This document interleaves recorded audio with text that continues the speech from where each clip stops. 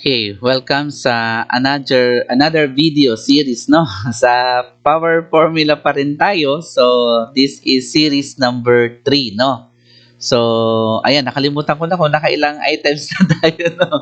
Dito sa series na to. Pero again, so nandito po ako para magbigay ulit ng different problems under power formula, no? So, okay, sige po, dito sa third series, sige po, gawa ako ng another question. So, again, so, nung mga nakaraang series, so, yung iba mga light lang yung aking mga binibigay ng mga problems, no? Pero, again, so, dito sa series na to, so, gagamit na po ako ng medyo, hindi naman ganun ka-complex, no?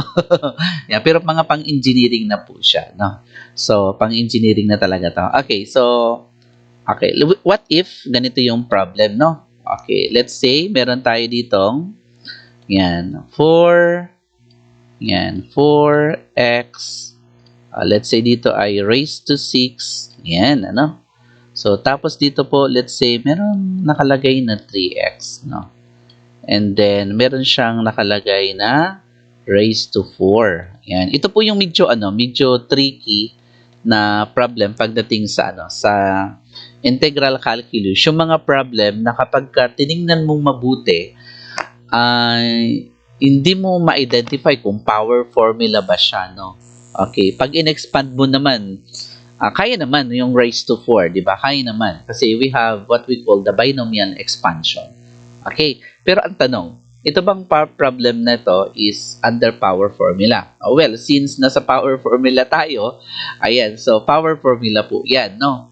So, and then, pwedeng magkaroon ng ibang formula like logarithms basta nagkaroon ng negative 1. And alam naman na natin yung formula dun sa logarithms. Okay, analyze natin, no? Yung exponent is 4, hindi naman siya negative 1. Okay, however, ang problema kasi natin dito, yung derivative ng u, no? Kasi we have 4x to the 6th power minus 3x. So, pag dinifferentiate natin yan, kunin natin yung derivative, that is 24x raised to 5, kasi 6 times 4 is 24, then minus 1. That is 24x raised to 5 minus 3, di ba? So, ngayon, di ba, bawal po na merong variable x na kulang, no, dun sa ating derivative. So, ang tanong ngayon anong gagawin natin dito? Okay, you can expand. However, kung kaya pong gawa ng paraan na ma-manipulate yung problem, mas maganda. Okay, although allowed yung expansion, no, pwede po yan. However, merong mas madali. Ang mas madali po natin na solution dito is to apply algebra, kasi ang mapapansin natin dito, yung 4x raised to 6 minus 3x, there is a common factor, di ba? It means we can factor this, no? Pwede nating i-factor out yung x. Okay, the highest common factor is x, di ba? So, pag pinactor out natin yung x, then magkakaroon pa siya ng 4x raised to 5, di ba? 4x raised to 5 pa, kasi minus 1. Dito naman, magkakaroon tayo ng 3 kasi pinactor na natin yung x. Then, ito ay naka-raise sa 4. Kasi 'di ba may exponent na 4 dito. Okay, since pinactor natin yung x and naka-raise sa 4 both to, so ibig sabihin we can apply the law of exponent, 'di ba? Yung 4 ay naka-raise to 4 din to. Yan. Okay? Then yung 4x, no? Raised to 5 minus 3. So naka-raise to 4 din siya. Yan. Okay? So, ganun po siya. Then, after that, pag chinek po natin, no? Pag chinek po natin, yung kanyang tinatawag na derivative ng 4x raised to 5 minus 3, di ba? Kunin niyo po yung derivative, di ba? That is 20x raised to 4 dx. Ayun. Napansin niyo po, yung x raised to 4 nandun. So, ibig sabihin, that is derivative. So, ngayon, it means this is a power formula. We have 4x raised to 5 minus 3. So, ang gagawin po natin, so, ang technique po pala sa power formula, kunin nyo yung derivative nito. No? 4x raised to 5 minus 3, that derivative is 20x raised to 4. Yun. Okay, yung x raised to 4 po, dati siya ay nandito sa unahan, ilagay nyo po siya dito. Dapat katabi siya ng derivative, yung dx.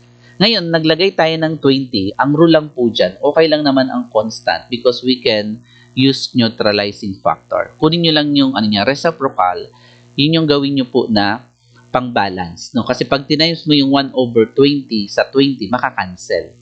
Parang babalik lang din siya dun sa original. However, yung 20 kasi is we need because derivative. At yung 1/20 ay pang-balance niya. Okay, that's why na-satisfied na po yung formula. Bakit?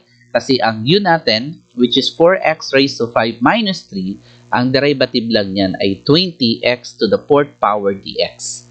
Okay? Isabin satisfied. At ang n natin ay 4. So, okay siya. Di naman siya negative 1. Therefore, ang magiging integral na natin is we have 1/20. Yan. Multiply by, apply the power formula, 4x raised to 5 minus 3. So, raised to 4 to, magiging raised to 5. Kasi plus 1, di ba? Over 5 din, plus c. Yun. And that's it. So, isimplify na lang po natin. Ang 20 times 5 is 100. Kaya, we have 1/100 multiply by 4x to the 5th power minus 3 raised to 5 plus c. And this is the integral of 4x raised to 6 minus 3x raised to 4 dx. Okay, so ayan. So siguro po isa-isang video na lang muna yung aking gagawin, no, para kumbaga sa loob lang ng mga ilang minuto, so may makukuha na po kayo ng mga bagong idea. So paano mag-solve ng power formula sa integral calculus. Again, so pwede nyo pong paki-like and share ang aking YouTube channel na Maigi Academy. So this is a one-stop YouTube channel wherein yung mga subjects nyo po ay pwede nyo pong makita yung discussions, mga tips, no? Mga sample problems na makakatulong po sa inyo. So hanggang dito na lang po ito, no? Thank you very much po, and abangan nyo muli yung aking susunod na video na gagawin, no? So magkita-kita po tayo ulit dun sa ating next video. Bye-bye!